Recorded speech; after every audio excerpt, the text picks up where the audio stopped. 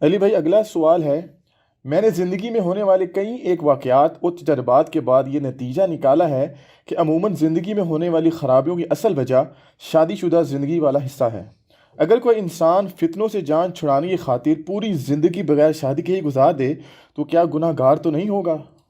دیکھیں جی، پارشلی تو یہ جس دل کی درد کی آواز ہے وہ ہم سمجھ سکتے ہیں اس کی تکلیف کو۔ یہ حقیقت بات ہے کہ کسی حد تک یہ بات درست ہے، لیکن اس کا جو نتیجہ ہے نا وہ غلط ہے۔ اس کو آپ اس طریقے سے سمجھ لیں کہ انسان اگر یہ سمجھ لے کہ میرے فیل ہونے کی وجہ یہ ہے کہ میں کمرہ امتحان میں بیٹھا تھا، نہ میں کمرہ امتحان میں بیٹھتا، نہ میرے پیپر خراب ہوتے، نہ میں فیل ہوتا، لیکن میرے بھائی اس کے علاوہ چارہ بھی تو کوئی نہیں ہے۔ اگر آپ کمرہ امتحان سے اٹھ کے بھاگ جائیں گے تب بھی آپ فیل ہی ہوں گے، پیپر تو آپ کو دینا پڑے گا۔ تو اللہ تعالیٰ نے اس دنیا کو امتحان کے ساتھ، ٹیسٹ کے ساتھ جوڑا ہوا ہے، اور وہ ٹیسٹ یہی رشتے ہیں، ماں باپ، بیوی بچے، بہن بھائی، رشتہ دار۔ اسی سسٹم میں رہتے ہوئے آپ نے بیسٹ پرفارم کرنا ہے۔ امتحان گاہ سے اٹھ کر باہر نہیں بھاگنا، مجرد زندگی نہیں گزارنی بغیر شادی کے۔ اور جن لوگوں نے یہ رہبانیت کا راستہ اختیار کیا نصارہ میں سے، کرسچنز کے اندر سے، جو ان کے پوپ یا فادرز کہلاتے ہیں، وہ فادر کہلاتے اس لیے کہ یہ باپ ہی ہوتے ہیں، روحانی باپ کے طور پہ، یعنی وہ ہسبینڈ نہیں، وہ سب کے لیے باپ کا درجہ رکھتے ہیں۔ اور جو عورتیں وقف ہوئی ہوتی ہیں وہ سسٹرز کہلا رہی ہوتی ہیں۔ تو اینڈ رزلٹ آپ دیکھ لیں کہ خود کرسچنز کی کتابیں بھری پڑی ہیں کہ ان پوپس نے، ان فادرز نے انہی سسٹرز کے ساتھ کیا کچھ کیا، اور کتنے چرچ جو ہیں وہ آؤٹ آف ویڈ لاک پیدا ہونے والے بچوں کے قبرستان بنے۔ بلکہ کچھ سال پہلے آپ کو پتہ ہے ویٹیکن سٹی کے اندر باقاعدہ ان کے جو وہاں پہ بڑے پادری ہیں ان کے سکینڈلز نکلے باہر، جو وہاں کے لڑکوں کے ساتھ انہوں نے بدکاری کی۔ اس پہ باقاعدہ وہ اسپاٹ لائٹ کے نام سے فلم بھی بنائی انہوں نے۔ بہرحال یہ ان کو سلام ہے، کم از کم انہوں نے اپنے بزرگان دین کو اور علماء کرائم کو، یا علماء کرام کہہ لیں، بے نقاب کیا۔ یہاں تو کسی کی جرت نہیں ہے کہ اس طرح کی کوئی بات کر جائے۔ تو اس لیے پھر وہ لرن بھی کرتے ہیں اس طرح کے سسٹم کی جو خرابی ہیں، اس کو امپروو بھی کرتے ہیں۔ تو رہبانیت کی زندگی کا پھر اینڈ رزلٹ یہی نکلتا ہے، کیونکہ سیکس سب سے امپورٹنٹ جذبہ ہے۔ یہ تو فرائیڈ بھی مانتا ہے، قرآن حکیم نے تو بہت پہلے یہ بات کر دی تھی، زُيِّنَ لِلنَّاسِ حُبُّ الشَّهَوَاتِ مِنَ النِّسَاءِ۔ اللہ نے مزین کر دیا انسان کے لیے جو لذت والی چیزیں، اٹریکٹفل چیزیں، ان میں پہلی چیز عورت کا فتنہ ہے۔ فتنہ یہ پنجابی والا نہیں ہے، نیگیٹو ورڈ نہیں ہے، یہ پازیٹیو ورڈ ہے۔ آزمائش، ٹیسٹ، یہ کوئی عورت کے لیے کوئی غلط لفظ نہیں، نعوذ باللہ، نہ اس کی توہین ہے، یہ عربی میں فتنہ ہے۔ جس طرح آیا سورہ التغابن میں، انما اموالکم و اولادکم فتنہ، تمہارے مال اور اولاد اس کے سوائے کچھ نہیں ہے کہ وہ تمہارے لیے فتنہ ہے، یعنی آزمائش ہے۔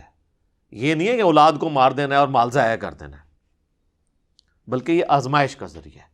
اسی سسٹم میں رہتے ہوئے آپ نے بیسٹ پرفارم کرنا ہے۔ جس طرح ایک کشتی یا بحری جہاز پانی کے اوپر چلتا ہے، یہ اس کی مجبوری ہے۔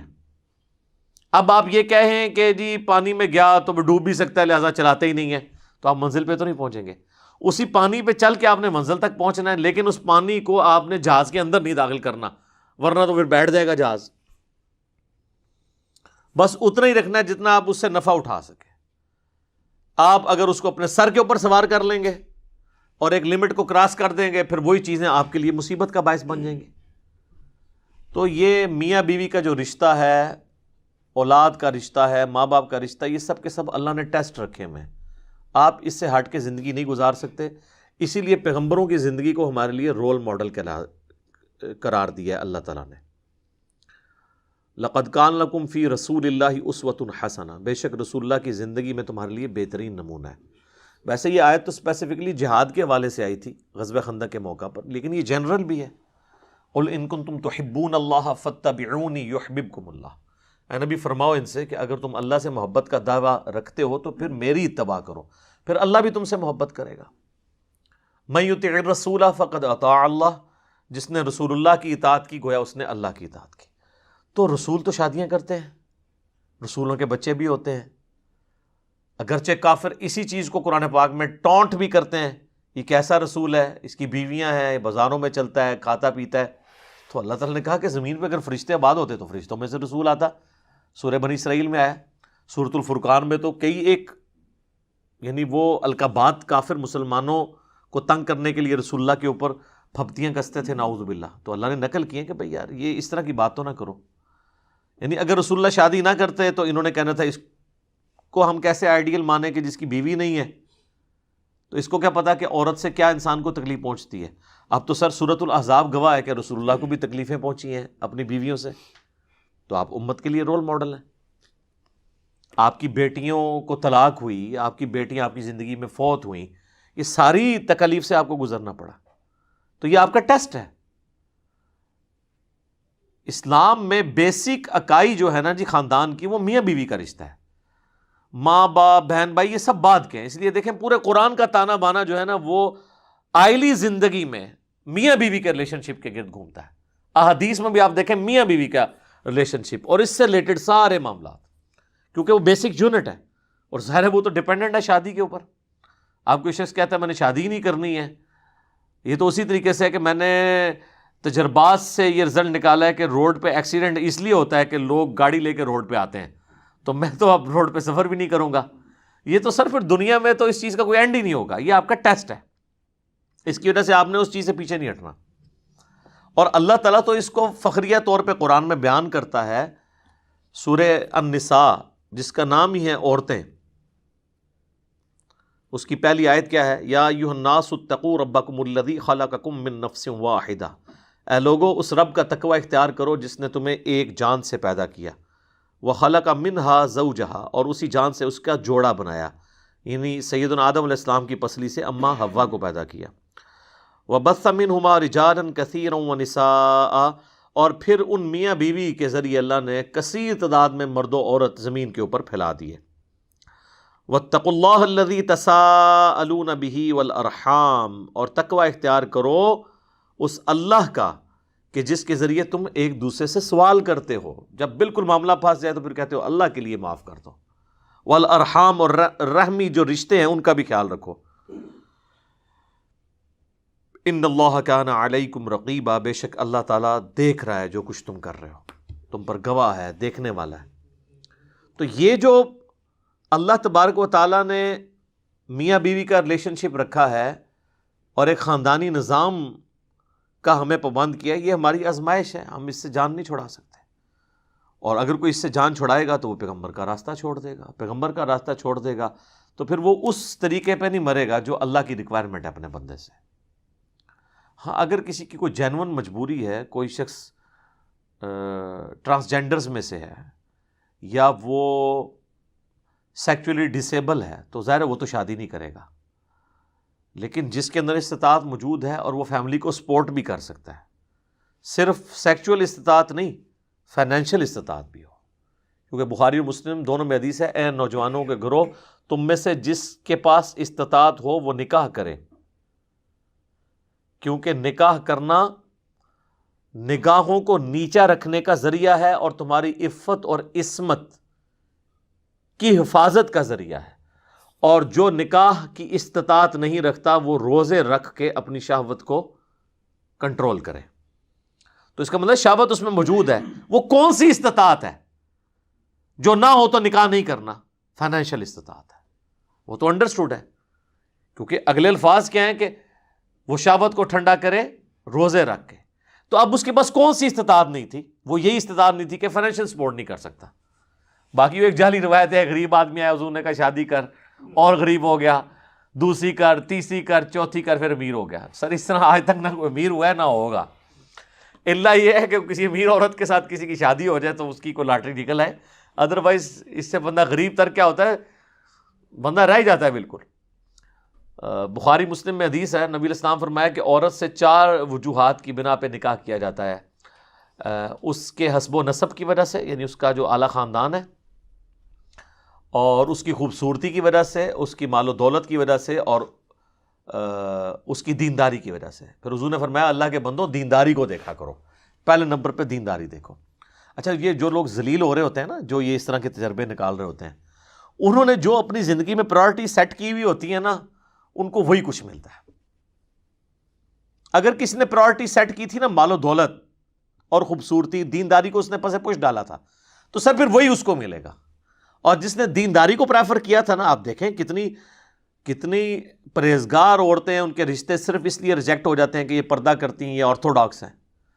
کتنے پرہیزگار مردوں کے رشتے عورت والے ریجیکٹ کر دیتے ہیں، یہ تو داڑھی والا ہے، یہ آرتھوڈاکس ہے. تو سر پھر تم نے یہ پرائورٹی نہیں رکھی تھی نا، تو یہ داڑھی والا ہی ایک مخلص مرد ملنا تھا نا تمہیں. تو اب جب تم نے دنیا ڈھونڈی، دنیا کی محبت ڈھونڈی، دولت ڈھونڈی، تو پھر اب بھگتو.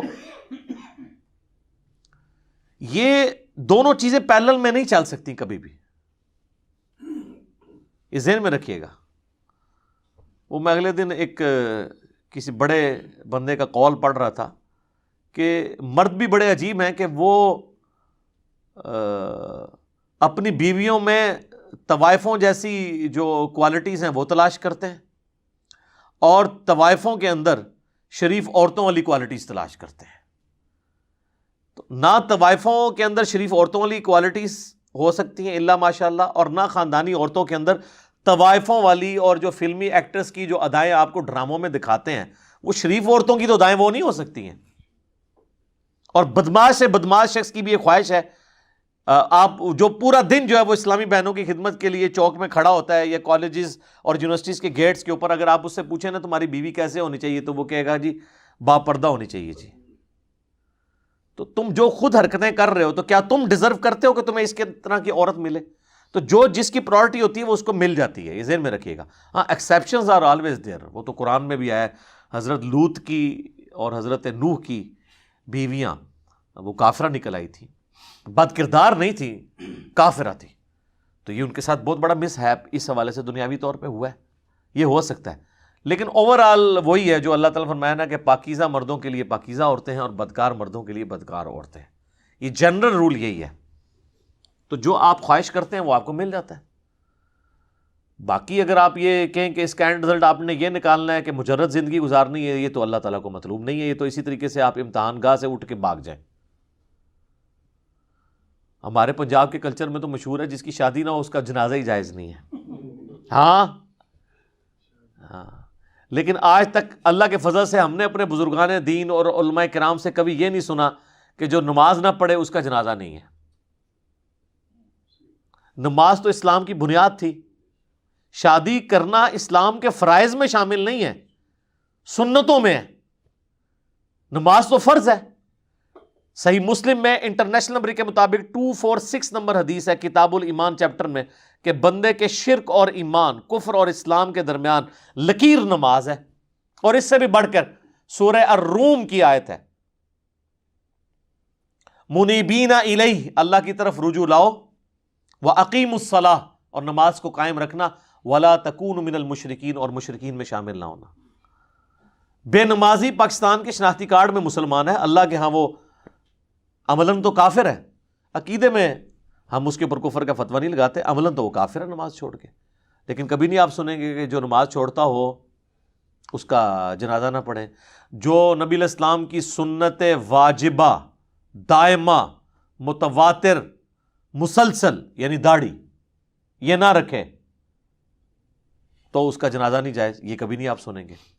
شادی کے والے سے میرا خیال ہے کوئی بوڑھے ماں باپ ہوں گے جن کے بچے شادی کے لیے آمادہ نہیں ہوتے ہوں گے، تو انہوں نے ایک روایت گھاڑ لی ہوگی لوگوں کو خوش کرنے کے لیے کس طریقے سے اپنے بچوں کو آمادہ کیا جائے کہ وہ شادی کر لیں. بلکہ ہمارے تو معاشرے میں عجیب معاملہ ہے، جب کوئی کسی کا بچہ کوئی کام نہ کر رہا ہونا تو کہتے ہیں نہیں بیاہ کرا دو جی، آپ ٹھیک ہو جائے گا، ٹھیک ہوئے گا، کھیت ہے مٹی ٹھیک ہوئے گا، تھوڑا بھی بیڑا غرق کرے گا تو جنہوں لے آئے گا وہ بھی بیڑا غرق کرے گا اور اس کے خاندان کا بھی بیڑا غرق کرے گا. یہ کوئی ایٹیچیوڈ نہیں ہے اس طریقے سے کہ آپ کسی کی بچی کو لا کے تو وہ جہنم میں جھونک دے دنیا کے اندر ہی. یہ بالکل غلط ایٹیچیوڈ ہے. ایک اور حدیث ہے بہت سینسٹیو، بخاری اور مسلم دونوں میں ہے، یہ مجرد زندگی کے خلاف. نبی علیہ السلام کی غیر موجودگی میں 3 اصحاب تھے، وہ امہات المومنین کو پردے میں ملے اور پوچھا کہ رسول اللہ کے جو معاملات ہیں وہ کیا ہیں. تو بیویوں نے یعنی بتایا کہ رسول اللہ تو ایک نارمل زندگی گزارتے ہیں. آپ علیہ السلام نفلی روزے رکھتے بھی ہیں، چھوڑ بھی دیتے ہیں، رات کو سوتے بھی ہیں اور عبادت بھی کرتے ہیں. باقی شادیاں تو آپ نے کی ہوئی ہیں. تو وہ اصحاب آپس میں گفتگو کرنے لگ پڑے کہ رسول اللہ تو بخشے بخشائے ہیں. سورہ فتح کی آیت ہے کہ اللہ نے اگلی پچھلی ساری اجتہادی خطائیں معاف فرما دی ہوئی ہیں. تو ایک نے کہا کہ میں روزانہ روزہ رکھوں گا، دوسرے نے کہا کہ میں روزانہ پوری رات کا قیام کروں گا اور کبھی نہیں سوؤں گا، تیسرے نے کہا کہ میں شادی نہیں کروں گا، کیا جھنجھٹ پالوں، بس اللہ اللہ کروں گا. یہ بات کہہ کے وہاں سے چلے گئے. جب واپس نبی علیہ السلام گھر تشریف لائے تو آپ کی امہات نے بتایا کہ جس طرح آپ کے چیتے آئے تھے 3 اور وہ چیتے اس طرح کے دعوے کر، یہ چیتے لفظ میں نے استعمال کیا ایکٹیونیس کے بارے میں کہ انہوں نے اس طرح کے دعوے کیے ہیں. تو حضور نے کہا بلاؤ ان کو. بلایا گیا. آپ نے پہلا جملہ اتنا سخت بولا، آپ نے فرمایا اللہ کی قسم میں تم سب سے زیادہ اللہ کا تقوی رکھنے والا ہوں. یہ جملہ آپ نے کیوں بولا؟ کہ تم نے جو دین کا معیار قائم کیا اور اس سے یہ سمجھا کہ یہ اللہ کا خوف تم رکھ رہے ہو اپنے اندر، یا اللہ کی معرفت تمہیں زیادہ ہے مجھ سے کہ میرے طریقے کو چھوڑ کے تم کسی اور طریقے کے اندر معرفت تلاش کر رہے ہو. آپ نے فرمایا میں روزہ رکھتا بھی ہوں نفلی اور چھوڑ بھی دیتا ہوں، رات کو میں سوتا بھی ہوں، نماز بھی اٹھ کے پڑھتا ہوں، اور میں نے شادی تو کر رکھی ہے. فمن رغب عن سنتی فلیس منی، پس جس نے میری سنت کو چھوڑ دیا اس کا مجھ سے کوئی تعلق نہیں. ویسے تو اس کو ہم عموماً نکاح کے ساتھ جوڑ دیتے ہیں، اس کے ساتھ ایک جملہ بھی بول دیتے ہیں نکاح سنتی. وہ بخاری مسلم میں تو نہیں، اور جگہ الفاظ ہیں، لیکن وہ امپلائڈ بالکل بالمفہوم تو بات ٹھیک ہے. آپ نے ان تینوں چیزوں کو کنسیڈر کیا ہے نا، کہ پوری رات کو نہ جاگنا، روزانہ روزہ نہ رکھنا اور شادیاں کرنا، یہ سب حضور کی سنتیں ہیں. تو جس نے اس سنت سے اغراض کیا اس کا مجھ سے کوئی تعلق نہیں. پھر بخاری اور مسلم دونوں میں حدیث ہے، عبداللہ بن عمر بن عاص کی شکایت ان کی بیوی کی طرف سے رسول اللہ تک پہنچی کہ یہ پوری رات نمازیں پڑھتا ہے، مجھے ٹائم نہیں دیتا. آپ علیہ السلام نے بلا کے کہا کہ عبداللہ میں نے تیرے بارے میں ایسی بات سنی ہے، کیا یہ درست ہے؟ کہ یا رسول اللہ درست ہے. تو آپ نے فرمایا کہ تیری آنکھوں کا بھی تجھ پہ حق ہے، تیرے جسم کا بھی تجھ پہ حق ہے، تیری بیوی کا بھی تجھ پہ حق ہے. اس طرح پوری رات کو جاگے گا تو اندھا ہو جائے گا. اور آپ کو بتایا جاتا ہے کہ صوفیاء جو ہے نمک کا سرما لگایا کرتے تھے 40 سال تک، حتیٰ کہ ان کو نیند آنا ہی بند ہوگی، نیند کے اکھیں مر گیا اڑ گیا نمک کا سرما لانے نال. یہ کون سا دین ہے؟ آپ کہتے ہیں سبحان اللہ. اچھا، یہ جو حدیث میں نے پہلے بیان کی نا وہ 3 اصحاب والی، اس پہ امام بخاری نے باب باندھا ہے کہ عبادت کے اندر غلو کرنا یعنی اسلام میں اس کی کراہت ہے. جو آپ فخریہ کہتے ہیں نا، شیخ عبد القادر جیلانی نے 40 سال تک عشاء کے وضو سے فجر پڑھی تو کس سنت پہ عمل کیا؟ انہوں نے نہیں کیا ہوگا، جھوٹ منسوب کیا یا امام حنیفہ کی طرف. ہاں یہ ہو سکتا ہے کہ وہ فجر سے آدھا گھنٹہ پہلے اٹھتے ہوں، عشاء پڑھتے ہوں، پھر اسی وضو سے آپ فجر پڑھ لیں. میں تو آپ کو اس سے بھی آسان طریقہ بتاتا ہوں. آپ نماز جمع بھی کر سکتے ہیں، آپ مغرب کے وضو سے بھی فجر پڑھ سکتے ہیں. فجر کا وقت داخل ہونے سے آدھا گھنٹہ پہلے اٹھیں، مغرب پڑھیں، ساتھ عشاء پڑھیں، نماز جمع کرنا تو سنت ہے. مسلم شریف میں اوپر تلے 10 احادیث ہیں، آپ حالت حضر میں بھی کر سکتے ہیں، جواز موجود ہے تو آپ کریں نماز جمع. ٹھیک ہے، تو یہ اس طریقے سے مطلب آپ دین کو پریزنٹ کریں گے. تو نبی علیہ السلام نے ان کو ڈانٹا اور فرمایا تیری بیوی کا حق ہے، تیرے جسم کا حق ہے، تیری آنکھوں کا حق ہے. آپ فرمایا یہ روزانہ روزہ نہ رکھ، تو نے اگر بہت روزے رکھنے ہیں نا تو داودی روزے رکھ لے، ایک دن روزہ رکھ، ایک دن چھوڑ دے. اور پھر آپ نے یہ بھی فرمایا کہ روزانہ روزہ رکھنے والا اس طرح ہے گویا اس نے روزہ رکھا ہی نہیں، 0 سے ملٹیپلائی. کیونکہ رسول اللہ کا طریقے سے ہٹ گئے نا، نبی علیہ السلام کے طریقے سے آپ ہٹیں، عمل زیادہ بھی ہوگا 0 سے ملٹیپلائی ہو جائے گا. عمل کی قبولیت کے لیے پہلی شرط ہے عقیدے کا درست ہونا، دوسری شرط ہے رسول اللہ کے طریقے پہ ہونا، اور تیسری شرط ہے اخلاص ہونا. جب تک یہ 3 فنکشنز اپلائی نہیں ہوں گے کسی کے عمل کے اوپر، اس کا عمل قابل قبول نہیں ہے. عقیدہ درست نہیں ہے، عمل 0 سے ملٹیپلائی. عقیدہ درست تھا، جو عمل کیا وہ رسول اللہ کی سنت سے ہٹ کے ہے. اللہ نے اب عقیدہ نہیں آپ کا دیکھنا، عمل میرے نبی کے طریقے سے ہٹ کے ہے، 0 سے ملٹیپلائی. عمل بھی رسول اللہ کے طریقے پہ تھا، عقیدہ بھی درست تھا، لیکن کیا غیر اللہ کے لیے، ریاکاری کے لیے، اخلاص نہیں تھا، 0 سے ملٹیپلائی. جناب اللہ بڑا ڈاڈا ہے. ہاں اللہ تعالیٰ بہت غیرت مند ہے, 0 سے ملٹیپلائی کر دیتا ہے چیزوں کو. تو یہاں پہ بھی آپ دیکھیں کہ عبداللہ بن عمر بن عاص کو نبی علیہ السلام نے اس کے اوپر ڈانٹا کہ اس طرح کی زندگی تم نے نہیں گزارنی, بلکہ شادی شدہ زندگی کو اسلام میں پریفر کیا گیا ہے, اور اس کے ذریعے ہی آپ عفت اور عصمت کی اپنی حفاظت کر سکتے ہیں. نگاہوں کا نیچا رہنا اس کی وجہ سے ہے. آپ بے حیائی کے کاموں سے بچ اس کی وجہ سے سکتے ہیں. آپ یہ دیکھیے کہ اسلام کے اندر آپ کو کبھی بھی کوئی چیز 0 سے ملٹیپلائی نہیں کروائی جاتی, بلکہ آپ کو اسکیپ روٹ دیا جاتا ہے. اسلام نے کبھی نہیں کہا کہ آپ اپنے آپ کو خصی کر لیں. بخاری مسلم میں حدیث ہے کہ یہ صاحب نے حضور سے اجازت مانگی کہ ہم اپنے آپ کو ٹرانسجینڈر بنا لیتے ہیں کہ ہم شادی نہیں کریں گے, خصی ہو جائیں. آپ نے منع فرما دیا, فرمایا اسلام تو اس کی اجازت نہیں دیتا. تو اسلام نے اس کا اسکیپ روٹ بتایا کہ آپ نے شادی کرنی ہے, اس کا بتایا کہ اس کو آپ نے یوز کہاں کرنا ہے اس چیز کو. اور اگر کوئی کہتا ہے کہ میں ان چیزوں کے بغیر زندگی گزار سکتا ہوں, یہ صرف دعوے ہی ہوتے ہیں لوگوں کے. ہاں یہ آپ ذہن میں رکھیے گا, کچھ عرصے بعد ان چیزوں کا آئیڈیا ہو جاتا ہے کہ اللہ تعالیٰ نے جو نیچرل سسٹم رکھا ہوا ہے نا, آپ اس سے ہٹ کے زندگی گزاریں گے تو بڑی مشکل زندگی ہوتی ہے. پرہیزگاری کی زندگی گزارنا مشکل ہو جاتا ہے. تو یہ ایمان کی سلامتی کا ذریعہ ہے یہ تمام چیزیں. اور پھر جو اللہ نے میاں بیوی کے رشتے میں محبت رکھی ہے, جو اللہ نے اس رشتے کے اندر سکون رکھا ہے, اور جو یہ کمپلیمنٹری رشتہ ہے اولاد کی جو اللہ نے نعمت رکھی ہے اس کے بعد, اور ایک زندگی کا ایک مقصد ہو جاتا ہے. یقین کریں جب تک ہماری شادی نہیں ہوئی تھی نا, مجھے صحیح طرح یاد ہے, ہمیں کو پوچھتا تھا نا کہ شادی ہوئی کہ نہیں, تو ہم فخر سے بتاتے تھے کہ نہیں ہوئی ہوئی. یعنی اس کو اپنا عیب نہیں شمار کرتے تھے, بلکہ فخر سے بتاتے تھے کہ یار سکون کی زندگی ہے, ہم تو مرضی کی زندگی گزارتے ہیں, کسی کے محتاج نہیں ہے. لیکن شادی کے بعد, اور یہ پوری ابھی آلموسٹ 15 سال سے زیادہ زندگی شادی شدہ میری گزر چکی ہے, مجھے یہ چیز آئیڈیا ہوا ہے کہ کتنے بیوقوف تھے ہم لوگ, کیونکہ ہمیں پتہ نہیں تھا کہ زندگی تو شروع ہی شادی کے بعد ہوتی ہے. اس سے پہلے تو آپ کا سارا وہ ایک بچپنا اور لڑکپن اور ایک ایسی پتنگ ہے جو کٹ چکی ہے ڈور سے, پتہ نہیں کہاں جا کے اس نے اترنا ہے, یا ایسا بوئنگ جہاز ہے کہ جس کو پتہ نہیں اس نے لینڈ کہاں کرنا ہے. زندگی کا مقصد نہیں ہے نا. لیکن شادی کے بعد جو کنوارے ہیں انہوں نے ناراض نہیں ہونا, ٹھیک ہے نا, یہ ایک ریالٹی ہے, اس کو ایکسیپٹ کریں, ٹھیک ہے. اچھا, اور سب سے بڑی ریالٹی یہ ہے کہ یار میرے نبی کا طریقہ ہے صلی اللہ علیہ وسلم. یہ کوئی ایسی بات نہیں ہے کہ جس کو ہم کرتے ہوئے شرمائیں. سب سے بہترین طریقہ تو وہ ہے نا, خیر الہدی ہدی محمد صلی اللہ علیہ وآلہ وسلم, ٹھیک ہے. تو ویسے یہ کہتے رہے جی کہ وہ صوفیاء نے نہیں شادیاں کی ہیں جی, وہ مائی رابعہ بصری نے پوری زندگی شادی کی نہیں ہے, اور پھر عجیب و غریب ان کے واقعات لکھے ہوئے ہوتے ہیں انہوں نے کہ جی وہ ان کے پاس آ کے ان صوفیاء درس لیا کرتے تھے ان سے, تو ان کو تو وہ حسن بصری جاتے تھے, فلانا جاتا تھا, فلانا جاتا تھا, اور وہ کہتے ہیں ہمیں تو پتہ ہی نہیں چلتا تھا ہم کسی عورت کے پاس گئے یا مرد کے پاس گئے. سب کہانیاں کراتے ہیں, بالکل جھوٹ بولتے ہیں. پہلے تو یہ واقعات ہی غلط ہیں, اور دوسرا اگر ہو بھی تو یہ سب کے سب یہ جو کہتے ہیں نا پاکیزہ محبت اور رسپیکٹ کا رشتہ, اور یہ جی وہ نہیں جی کبھی گندا خیال نہیں لایا جی ہم تو استاد اور شاگرد کا رشتہ, اور بعد میں جو یہ کام ڈال رہے ہوتے ہیں آپ کے سامنے, ٹھیک ہے نا جی.